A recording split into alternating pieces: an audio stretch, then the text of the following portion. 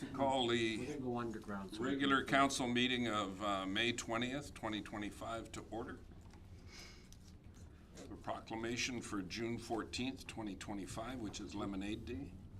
Whereas Lemonade Day is a free, community-wide educational event providing children with the opportunity to learn and apply entrepreneurial thinking and create a foundation for success in the global economy. And whereas Lemonade Day exists to infuse today's youth with the spirit of enterprise, teaching the basic business and entrepreneurial skills necessary to become successful, contributing members of the communities. And whereas participating in Lemonade Day helps to foster a spirit of community, collaboration, and innovation, encouraging young entrepreneurs to engage with their neighbors and local businesses. And whereas Lemonade Day offers opportunities for families, businesses, schools, youth organizations, neighborhoods, institutes of higher learning, and government agencies to unite for a common purpose to train the next generation of entrepreneurs. And therefore be it resolved that I, Mayor Dave McRae, on behalf of the Town Council of Redwater, do hereby proclaim June 14th, 2025 as Lemonade Day in the town of Redwater. And I encourage all citizens to support and celebrate the entrepreneurial spirit of our young people, recognizing their contributions to our community and the potential they hold for our future. No public hearings scheduled for tonight. Anything to add or delete from the agenda from administration? Mr. Mayor, members of council, nothing to add or delete from administration. Anything from council? Not seeing anything, I'll look for a motion to approve the agenda as circulated. I'll make that motion, Your Worship. Thank you, Councillor Butcher. I'll call that question. All in favor? No opposition, that's carried. No one here from the public tonight, no delegations or presentations. We'll move on to 8.1, the adoption of the minutes. The minutes of the regular council meeting of May the 6th, 2025. Councillor Cosby? I'll move that the minutes of May 6, 2025 regular council meeting be adopted as circulated. Thank you. Any discussion, errors, or omissions? Not seeing any, I'll call that question. All in favor? Next is 8.2, the minutes of the special council meeting of May 13th, 2025. Look for a motion from council to refer that back to administration for clarification. I'll make that motion. Thank you. Discussion? It's just a cut and paste thing. Call that question then. All in favor? That's carried.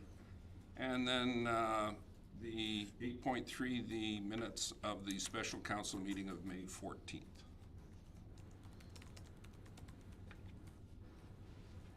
Councillor Williams. I move that the minutes of May 14th, 2025 special council meeting be adopted as circulated. Thank you. Any discussion, errors, or omissions? Call that question. All in favor? And that's carried. Any business arising out of the minutes or unfinished business? Mr. Mayor, none from administration. Thank you. Nothing under bylaws. New business.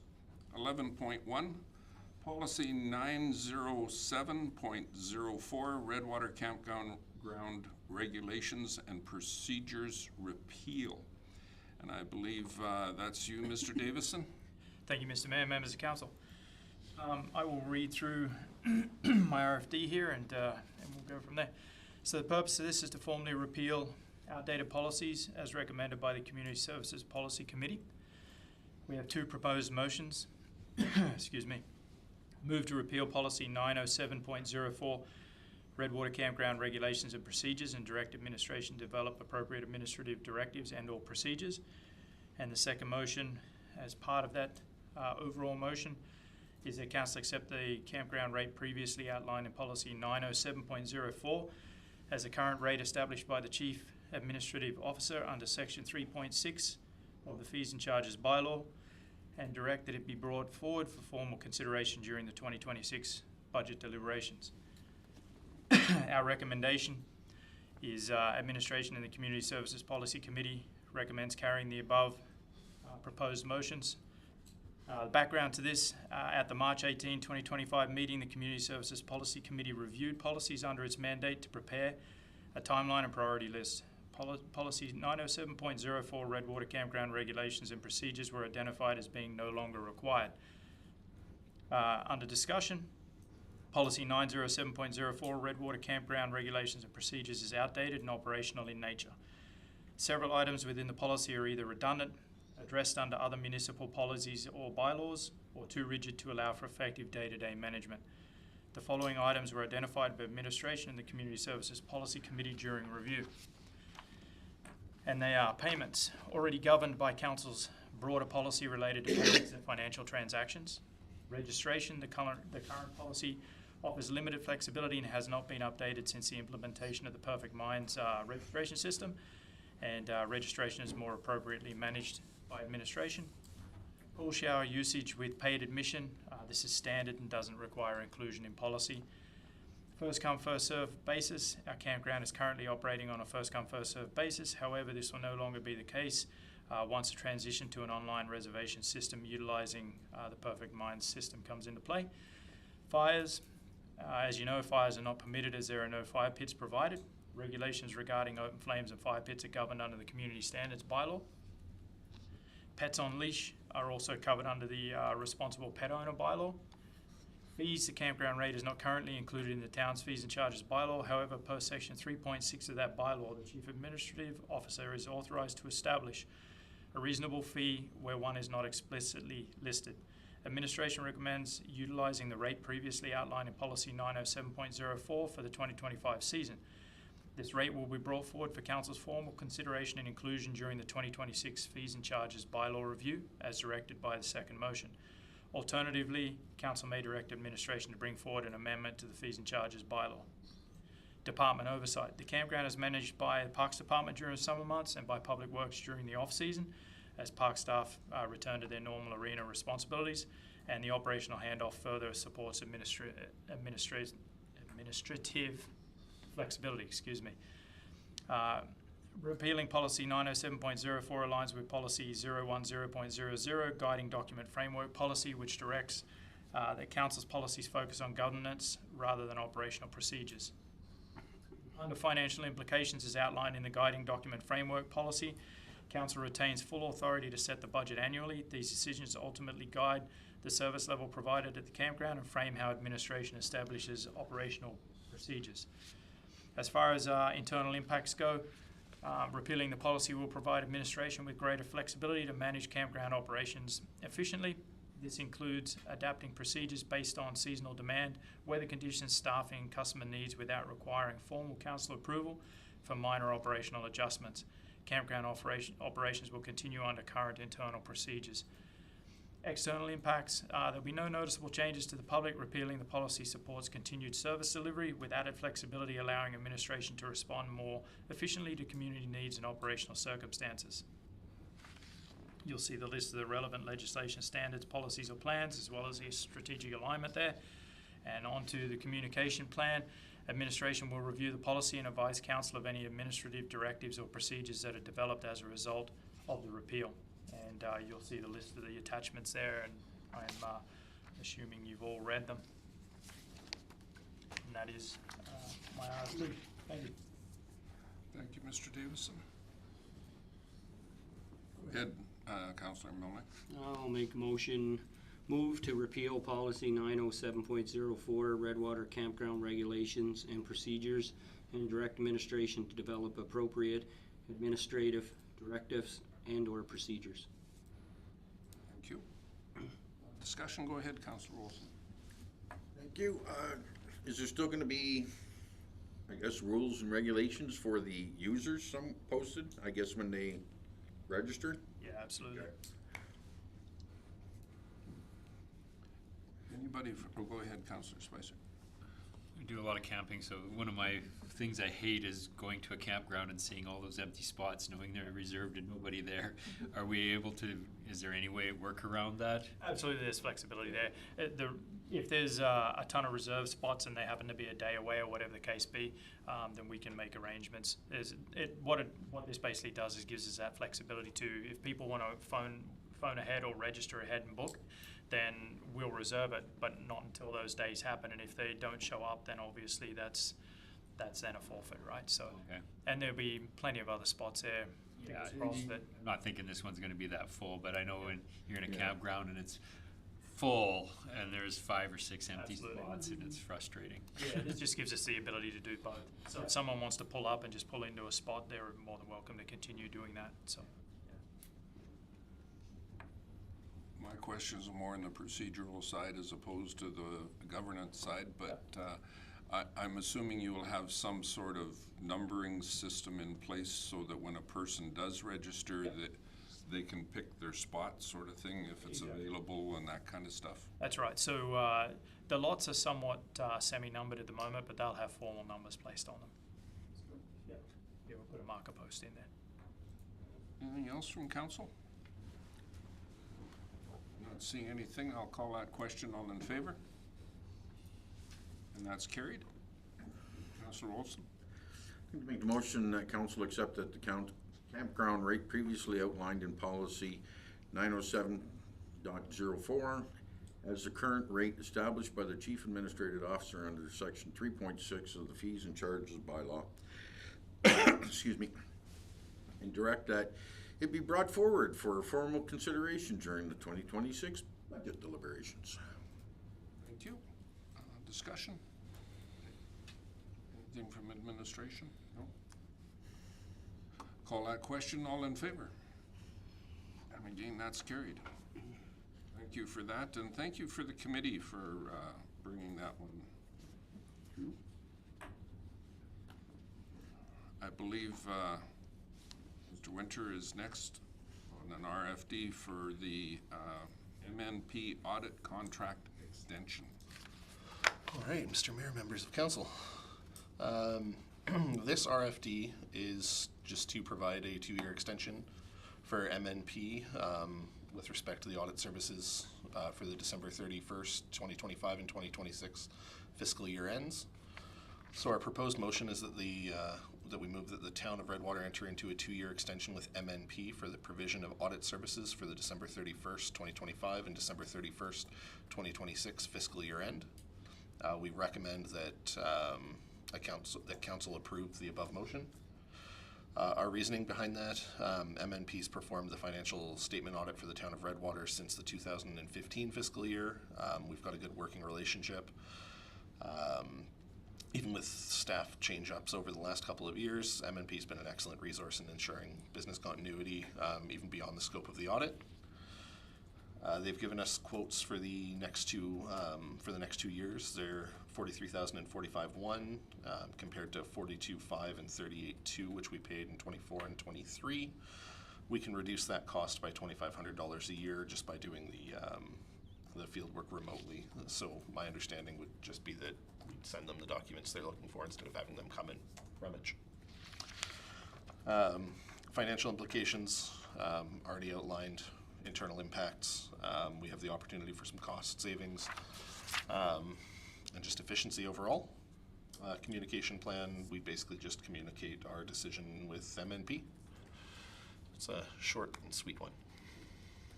Thank you. Councillor Cosby? I'll move that the town of Redwater enter into a 2-year extension with MNP for the provisions of audit services for the December 31st, 2025 and December 31st, 2026 fiscal year. Discussion. Go ahead. One question I had was, is just 2 years, is that just a normal extension, or is they asked for that, or is there a reason just for 2 years instead of 3 or 4 or 5? You know what, do you know the answer on that one for? Well, I have my answer, but you give your answer. Generally speaking, with the contracts that I've looked at, keep in mind I haven't been here for that long yet. The contracts that I've dealt with are usually between 2 and 5 years in scope. The letter that they provided just outline 25 and 26. I'm sure we can ask for a longer extension if we were to request it, but this is just what we have at this time. Mr. Mayor, if I could just add to that. So, as the report indicates, we've had MNP for just about 10 years now, Yeah. like since 2015. And although the relationship is certainly one that you want to work on with your auditors, you certainly don't want a new auditor every year, or quite frankly, probably even every 5 years. You want some consistency in that reporting.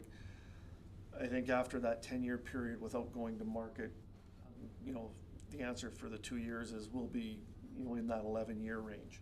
And I think at that point in time, it's probably prudent for us to go to market just to see what else is out there and who might bid.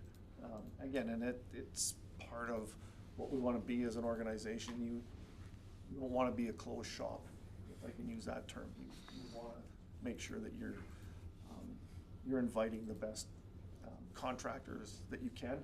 And that's not anything against MNP, but the only way to ensure that is to go to market on a consistent basis. Anything else from council? I think maybe too, one of the problems might be, given the current environment, forecasting any further than a couple of years down the road has some inherent liabilities attached to it. So a couple of years is probably why they have suggested that as well. Anything else from council? I'll call that question. All in favor? And that's carried.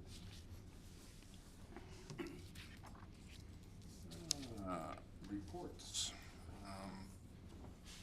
Councillor Butcher.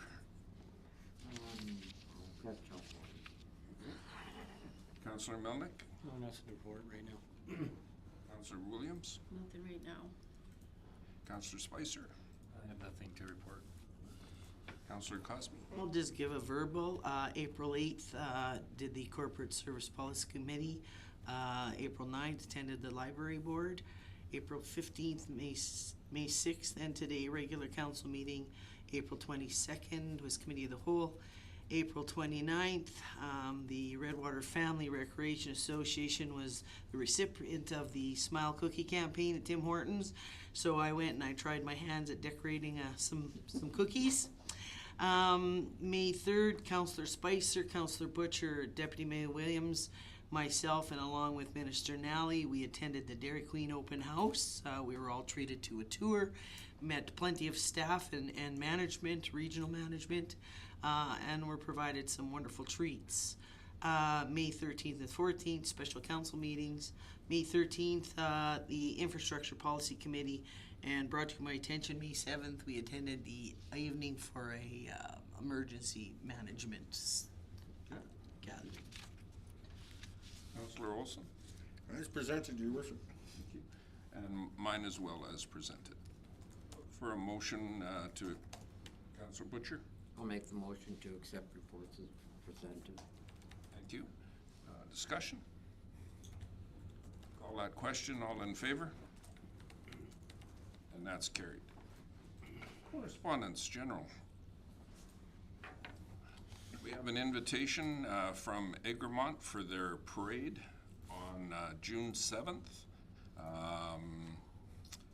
Parade at 11, breakfast to start the morning off. Then they have a car show, kids games, concessions, and then a steak supper later on that evening, and a reference for connecting with them. What's our position with the fire truck, Councillor Olson? I haven't even looked at it yet, Your Worship. Is this something we would consider going to? I don't know the parameters as to. We've never been there, but yeah. Quick trip up the highway, so. Yeah. Okay. We've never gone to the, I don't know if they've had annual parades, actually. Yeah, they do. Have they? Yes, they did, and what we did is we had the RAV at that time. Mm-hmm. We didn't take the fire truck to Vermont. The rest Something. of them will be coming soon too. Sorry? I said the rest of them will be coming soon too. Yeah. So if you can keep that in your diary, that would. Oh, yeah. Go over and take a look at the truck.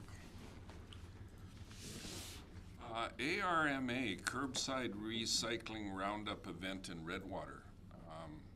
This email arrived in my inbox, and I have no background or input into what it is, how it is, who it is, or anything else. Other than they've indicated that they're coming here on Tuesday, June 3rd, for a Alberta Recycling Management Authority's curbside roundup. Go ahead. Mr. Mayor, I believe this has been cancelled actually. So what they originally had attempted to do was align with our Big Bin event, which we've aligned with the library as well. But unfortunately, it didn't look like they were able to make those dates work. They were going to come earlier than we're running. Obviously, we want to run over the weekend, but we've been in touch with them, and apparently they're looking forward to working with us next year. The concern I had was the terminology curbside. Yeah. Are they running up and down the street and picking stuff up, or? We had lots of questions. Okay. Fair enough.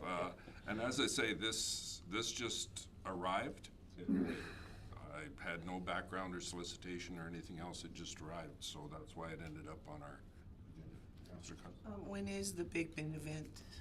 I'm gonna break that in the cow meeting, but I can do it now. It should be the 2nd or 5th to the 9th of June. 5th to the 9th. Yeah. Otherwise, we would have aligned with ARMA. Because I do believe the library's gonna be having their bin there as well. Correct, yep. I think they're gonna have a C-can bin there too. Yeah, so we've chatted with them, and we're in alignment. So this year we won't be running on separate schedules, and we'll have it over the weekend as well. So lots of people who have commitments during the week and during the weekdays can have the opportunity to get their stuff in as well. So we're trying to get maximum impact out of this one and see how we go. Perfect, thank you. And I'm assuming this is either already out or soon to be out through Soon to be our- out, correct. our communication processes. Okay. Good. It's strange when you get those emails that you have no background. Go ahead. Last time you guys had the big tractor out when moving some stuff around, are you gonna be doing that again at all, or? Yeah, so it depends on, because obviously GFL have kind of given us a heads up that they'd prefer we don't call them on a weekend because they've got to pay call out rates, et cetera, so we'll probably have the tractor out moving some stuff around. Okay. Yeah. Are we paying the overtime? It's like, are we paying the overtime for the boys to switch out the bins? They just can't, They've just asked us to let them know on the Friday evening if there's going to be Yes, a there will number be. of them because they have the guys on call. Yeah. So I said, yeah, no worries, we'll let you know. Jumping. They won't mind getting paid extra time. Mr. Mayor, members of council, this is kind of the trade-off we have because a lot of municipalities do this curbside pickup, right? And it's costly, right? And it has all kinds of other implications to it that make it more complicated because, how do I put it? You gotta make sure that what you're picking up you can actually deal with, right? And by having the bin in one location, we can have one person kind of monitor the bins and go, yeah, no, you can't, don't put paint in there. That's not allowed, kind of thing. And otherwise, if you do the curbside pickup, you have all this stuff that you can't deal with kind of at your curb. So this is how, we started this last year. I don't know what council heard, but what we heard from administration is it went really well. Yeah, super well. Maybe a little bit of a hiccup with the library board, making sure that we're aligned. I think we've done that this year. We've got some, we're not competing with anybody, and actually, I think, make it easier for everybody to understand where they need to go and what they can drop off. So, again, that curbside pickup, although it's really convenient for the resident, it has some implications that are cause us grief in the end, right? And actually will cause some residents grief, because now they're gonna have things that are be sitting on their lawn going, no, we're not picking it up, right? Cause it doesn't fit into the deal. I think as we grow this, one of the things that we need to think about is some of that, I'll call it hazardous waste for lack of a better term, and how do we deal with that? And do we have a day where, yeah, you know what, you can come bring your old paint, and you can bring your old, you know, your used oil or whatever, right? But I think that's something that we'll probably have to grow into as we go along. Go ahead, Councilor Olson. Couple things, you mentioned the library, so their C-CAN's gonna stay there the whole time? Yeah, so, Well, no, because normally they're just one day, so this will benefit them correct. immensely. Yeah. Because normally it's a one-day blitz for the electronics, and they're done, right? Yeah. They still can make some half-decent coin, but if it's there for the 5 or 6 days that we're doing it. Yeah, and we deliberately put it for 5 days. The other big benefit is last year we still got a lot of electronics that were delivered Yeah. after the fact, and we did bring them over to the library, but this year, as you said, it will give people a lot more opportunity, and the library a lot more opportunity to capitalize on it. So we're very happy to be working with them. And honestly, yeah, we got a lot of positive feedback last year, so we're looking forward to getting it out there for a few more days this year and seeing how we go. I think the realization is that the more we can get the people to do the filtering process of which bin they're putting things in, the easier it is on our staff and our position at the end of the day, so. Yeah, 100%. If you've ever been to an eco station, it's a very similar setup, and a lot of communities are switching to sort of big bin event. Edmonton actually has one as well, but yeah, a lot of communities are going down the same path, because curbside pickup, as Mr. Van Buell mentioned there, can pose a lot of issues coming from a community that used to do them. There was usually a lot of stuff left on lawns and a lot of complaints about, where am I putting this now? So it'd be good to have people come in and be able to drop off their stuff where it needs to go. So. If I could just make one more comment. Sure. You know, talking to the staff last year, one of the things that happened was people saw it and they came and asked what they could bring. So they brought what they were allowed, and they, you know, there wasn't a lot of people bringing a truck full of stuff, and the guy's going, yes, yes, yes, yes, no, no, no, right? And then you have to filter through it, right? There was kind of that pre-screen, what can I bring down? And so that helps quite a bit, really. The interaction that you had with the staff last year too, with the residents, and them bringing it, was excellent. Like, they were so good with the people, and that helps as well. Yeah, absolutely. The bins were clearly labeled. The guys were, you know, they had clear instructions on what could go there, and they were courteous to people, which is always Jumping in and awesome. helping. Yeah, absolutely. Wherever they could, they jumped in and helped people, and that was perfect. Yeah, 100%. Anything else on the big bin event? I don't know why I sounded like it's Rick there. The county meeting will be shorter. Our next correspondence comes from the Alberta Police Funding Model Review. I'm going to preface this correspondence by reminding council, if you looked at my report, the last entry on my report is when we heard Minister Ellis talk at Alberta Munis. There was this feeling that there was a cost coming. So this is an introduction that MNP is going to be doing an independent accounting and consulting on the police funding model. In the coming weeks, MNP will provide several opportunities to participate and contribute your feedback on the police funding model, including feedback on the method for allocating costs, concerns with the model, and suggested improvements or changes for the future. The best I can tell you with respect to this is look for future communications from MNP, and feel free to respond as you see fit to their questionnaires and stuff like that. Mayor, if I could just Please. Quick couple comments on that. So, as the mayor has indicated, there's been some very big hints leveled from the provincial government that this number for municipalities is gonna increase. I had a quick look at the funding formula, and if I'm a betting man right now, the feedback that's gonna have the most impact is how much of the percentage of the Alberta policing costs should be passed down to the municipalities.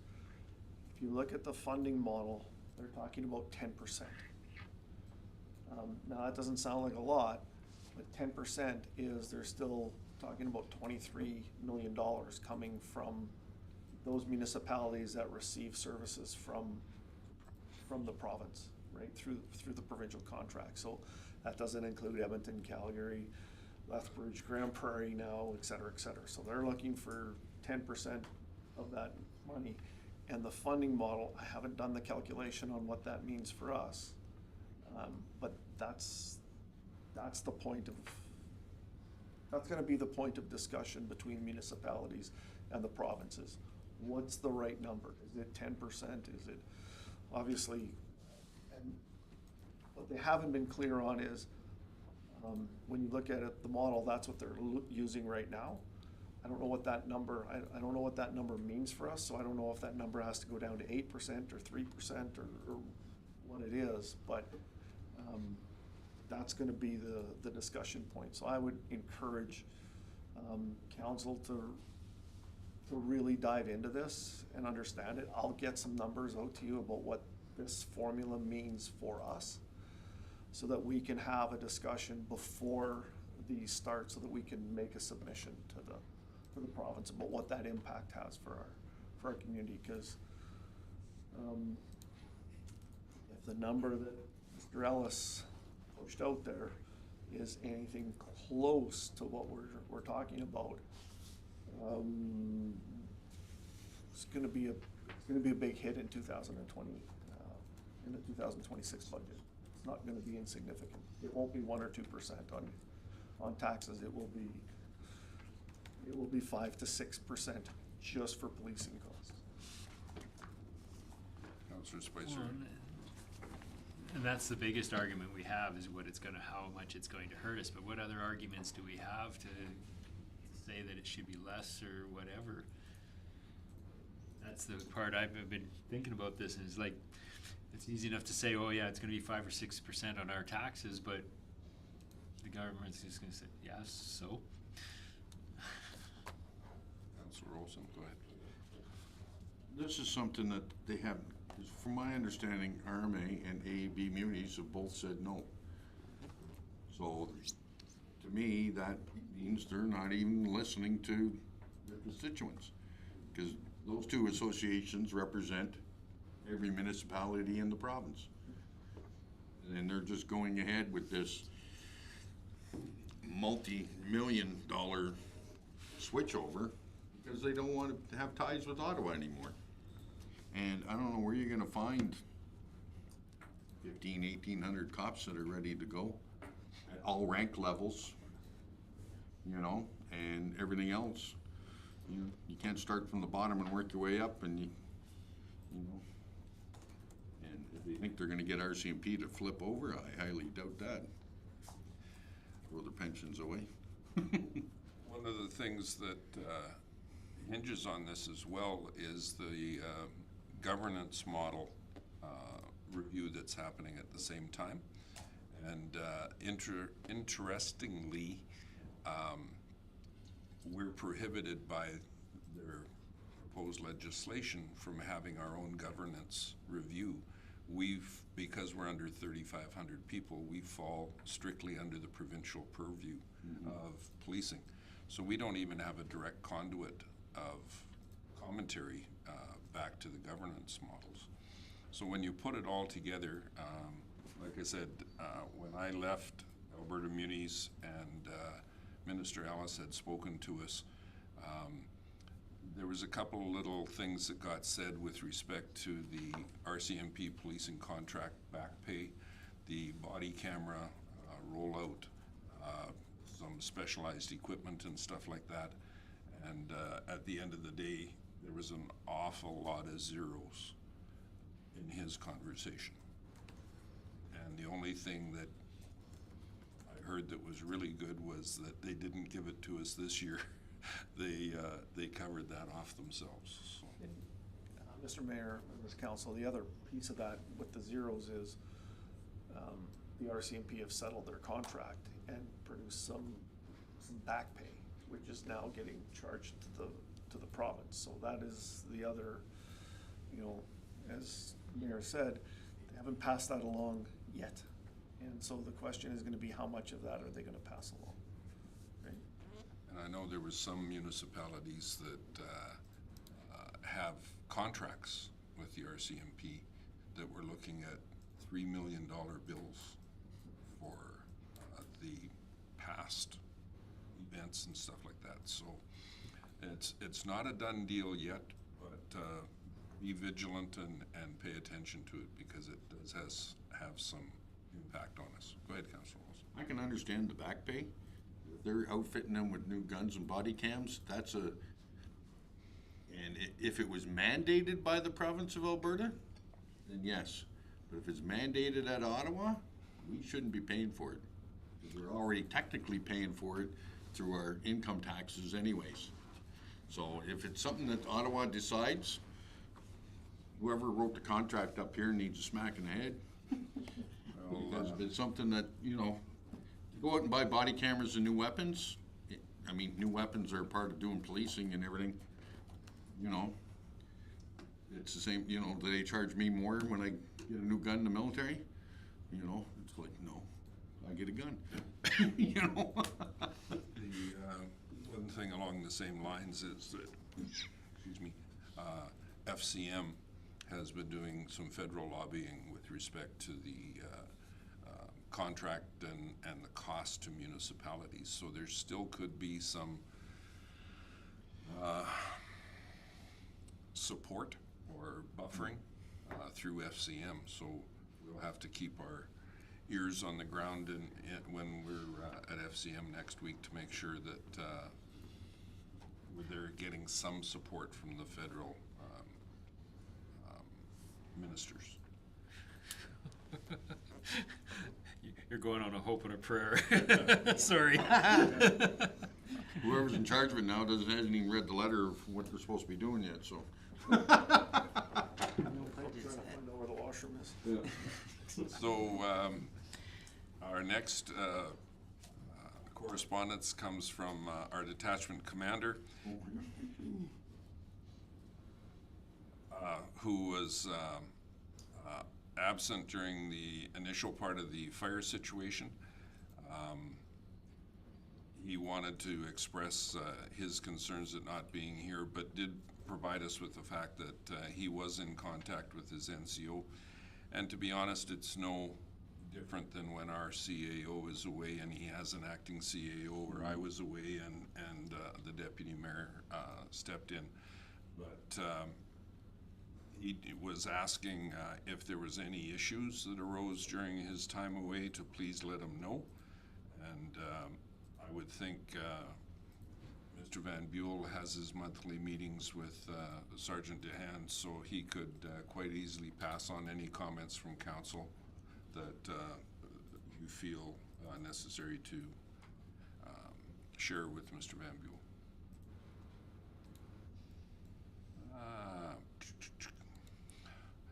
Then there's this one on the Electoral Boundaries Commission public meetings.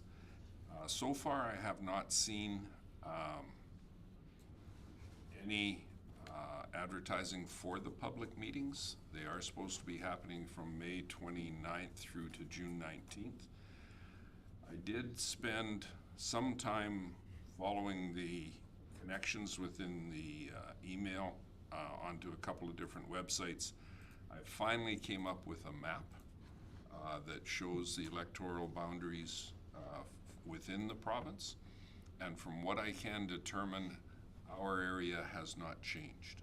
I haven't seen any differentiation as to what we are now provincially as to what we are going to be after this report. I do know that when this happened on the federal side of things 2 years ago, Mr. Van Buell? Three? We did make a presentation in Bakerville to the federal commission, and we were successful in keeping our boundaries that we had prior. So as far as I know, I don't know of anything that is changing for our provincial constituency. If that changes, or if you have other information, let me know.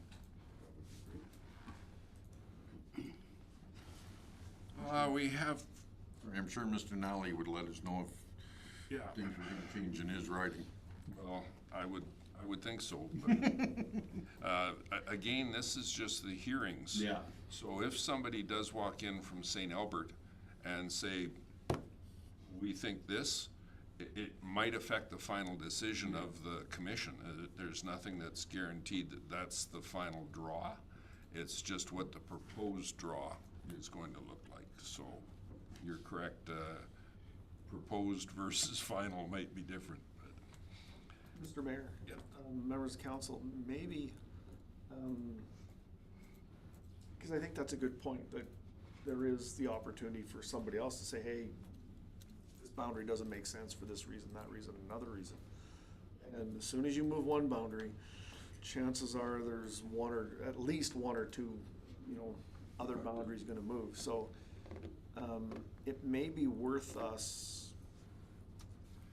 if we're happy with what we see, just sending a letter saying, you know what, we like our boundary, it's, and basically reiterate some of the points that we made to the federal commission back then, where we went, look, redrawing this boundary doesn't make any sense because we have nothing in common with, this community over here and the geographic location. There's no trade boundaries. There's really no synergy there.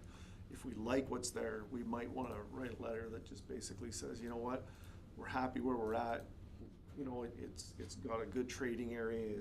Geographically, it's congruent with, what's happening in Redwater with our surrounding municipalities, et cetera, et cetera. Just a thought. I think that's a good idea, and I also think we should almost flag it, so if somebody else does come and says something, it's like, hey, hang on a moment. we already know, not just that we've already put something in, but we can actually come up with something if they've got a different argument that we didn't even think about. Yeah. We also gotta look at where the population increases have been, is where the boundaries are gonna change. I don't know what our number is for provincial per riding, but I mean, we don't know about St. Albert. It looks like it's expanding in that direction where Mr. Nally's is, so. Hard to say. You could start off with a quick email to Minister Nally and just say, this is what we're looking at. Is there anything you want us to say? Well, I'd even ask him if he's heard any, discontent around the boundaries, kind of north of Edmonton, like stuff. I hesitate to say this, that's why I squirmed in my seat, but things that happen south, kind of in that south part of Edmonton, probably shouldn't affect us. It's probably the north and the east corridor. If there's something in the works in, kind of north of Edmonton or east of Edmonton, then our boundaries start to come into play, I think. If I remember the map correctly, I don't believe there's anything in the Edmonton ridings that cross a border into any of the other communities. I think they were all Edmonton isolated, but. Just thinking about the municipalities in Alberta that have had some big increases population-wise in the last 3 to 5 years. You think of the Beaumont, you think of Airdries, you think of the Okotoks, that's the corridor. So, and that's why I said, the things that are south probably won't impact us, and that's that Beaumont. Spruce and Stony, they're increasing, but they're not one of those, they're not in that high increase type municipalities, and that's where I think you'll see some boundary shifts, because you have that, I believe it's plus or minus 25% of the highest, right? So your highest population, the next one can't be more than 25% lower. Different. So that's, and our boundaries don't change the same way that provincial boundaries don't change the same way as the federal ones do. When you're dealing with a population of 4 million, you need a big number of, you need a municipality with a big increase to start hitting those thresholds of that 25%. When you start talking about nationally and you start talking about ridings in, Toronto, Montreal, Vancouver, that kind of thing, that's how you get that big increase, and now every riding has to get changed because of the rules and regulations around highest to lowest riding population count. So a little harder in the provincial context, not impossible. When we look for a motion on correspondence, whoever makes a motion might want to craft their motion to include some correspondence with Minister Nally. We have, next on our list, we have a letter from then Minister McIver,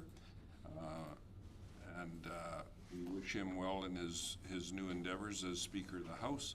He was advising us of what our LGFF components are going to be for 2025, which was a confirmation of the information we had got at the end of last year. So, and Alberta Recreation and Parks, nominate local leaders for Alberta Recreation and Parks Association. This is their annual awards process. They have a number of different awards. They have a connection through to those awards, and they also mark down that the recipients will be awarded their congratulatory certificate or whatever at their banquet October 25th at the Conference and Energize workshop. So that's our general correspondence. Councillor Olson. Thank you, but this is nice for us to see, but it's more for administration, really. Because we have no idea if there's anybody over at Community Services or meets any of the criteria that we could even put their name forward. So it just says no out of country.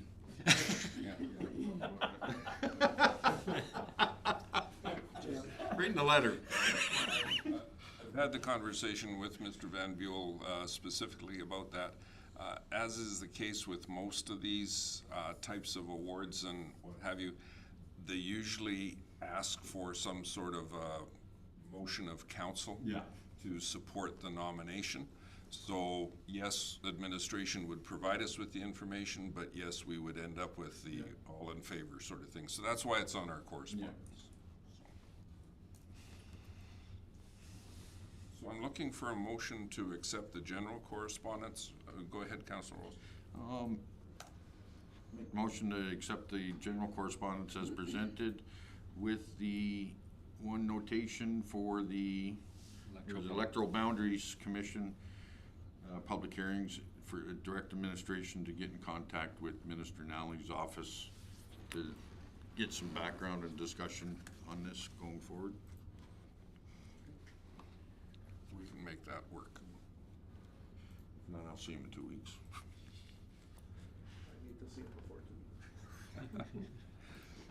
Any discussion with respect to the motion? Pretty straightforward. I'll call that question. All in favor? And that's carried. We have some action items. Minister of Seniors, Community and Social Services, Seniors Week Declaration request. Again, this is one of the ones we see from time to time. And this one meets our criteria, but it's not one of our standing declarations.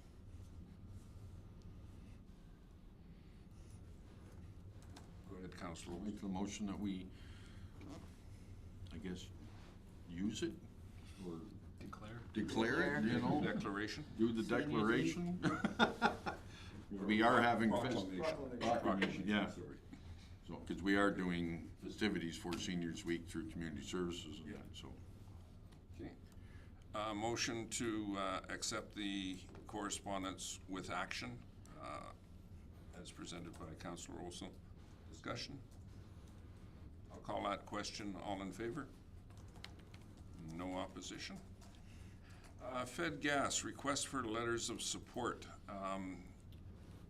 I'm going to ask Councillor Olson if he has any further information other than what we've been given, or if there's any recommendations from him as to how we should move forward.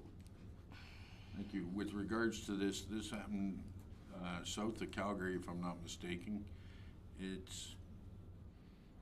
I'm trying to remember exactly what it was, but I think it was a gas or a oil field operations, energy operations anyways, that they just tapped into ATCO and were using it within the boundaries of somebody else's franchise area.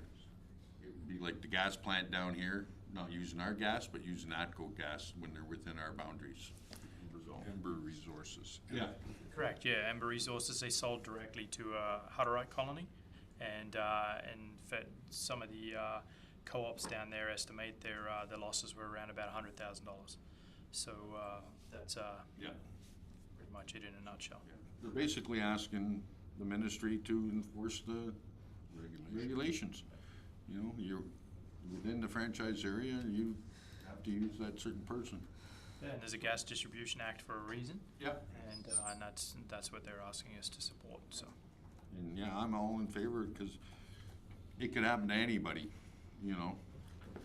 If you open the door for one, you could open it for. Oh, well, you imagine, I don't know what the gas plant uses for gas off of us or anything. I mean, well, even if you use something like Pembina Place, if it was owned by a private corporation and they just jumped in and tapped into ATCO or TransCanada instead of using town gas, you know, right in the middle of your franchise area.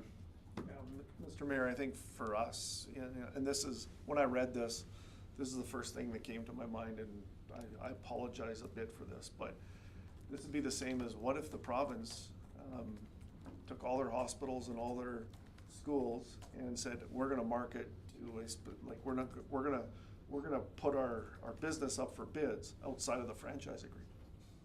That would be a huge hit. Yeah. Or all of the gas, like for the gas co-ops right across the province. Oh, yeah. Like that would, we're not talking about hundreds of thousands of dollars, we're probably talking about millions of dollars, right? Well, on top of that, that's part of how we're dealing with some of the inequity of taxation, and all of a sudden they take that away from you. Yeah, so Well, they'd have to repeal the Gas Act and a few other. I guess my comment would be, even though this hasn't affected us yet, this is one where you wanna preempt, because when it hits, it has the ability to hit you very hard, very quickly. I was just going to say they've provided a fill-in-the-blank letter. Yeah, well, even if we want to do our own, but I make a motion that we put in a letter of support to Fed Gas. However, whether it's this form or something else, we do that. Anything further from council? Pretty straightforward issue. Call that question. All in favor? And that's carried as well. And then Town of Gibbons Bill 50, which includes within it the Code of Conduct bylaw removal. And I realize they're not directly asking for a support letter to mimic theirs, but they have CC'd the core group of our regional partnership and our MLA. So discussion by council, I guess, is what we're looking at. more than anything. And if anyone's not familiar, basically, Bill 50 says there will be no code of conduct bylaws at the municipal level. Anything that's active at this point in time regarding code of conduct investigations and what have you is stopped, and anything that has happened and completed will stand.